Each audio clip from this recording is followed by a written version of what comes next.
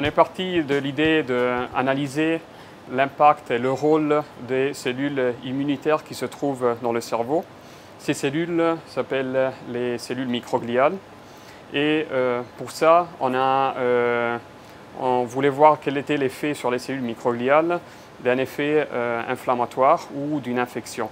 Donc pour ça, on a mis en contact avec ces cellules une composante bactérienne qui a pour but de stimuler les cellules. Après ce traitement, on a voulu analyser les métabolites qui étaient produits par ces cellules. On a analysé ensuite les métabolites et on a trouvé un métabolite appelé acide itaconique qui n'était pas connu pour être produit dans les cellules de mammifères et qui était fortement produit dans ces conditions inflammatoires ou dans des conditions où il y a une infection. Bislang war nicht bekannt, dass Zellen Itaconsäure produzieren können, sondern es war bislang nur bekannt, dass bestimmte Schimmelpilze dieses Itaconsäure produzieren können. Und Itaconsäure wird eigentlich in der Industrie dafür verwendet, um Plastikpolymere herzustellen. Wir waren natürlich interessiert daran, warum produzieren wir während einer Immunantwort so hohe Mengen an dieser Itaconsäure. Es ist immer so, dass wir neue Stoffe finden und mit der Itaconsäure haben wir zum ersten Mal jetzt feststellen können, dass wir ein körpereigenes Antibiotikum produzieren können.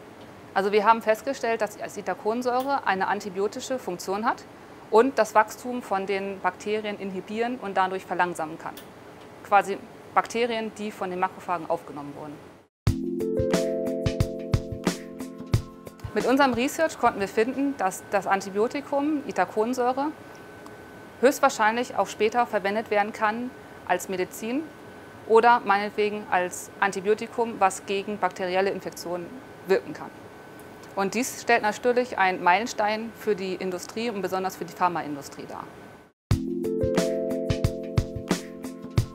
Also der FNA Award ist natürlich ein sehr großer Preis für uns. Mit diesem Award könnten wir auch zeigen, dass nicht nur die Researcher dafür interessiert sind, sondern natürlich auch ganz Luxemburg und darüber hinaus.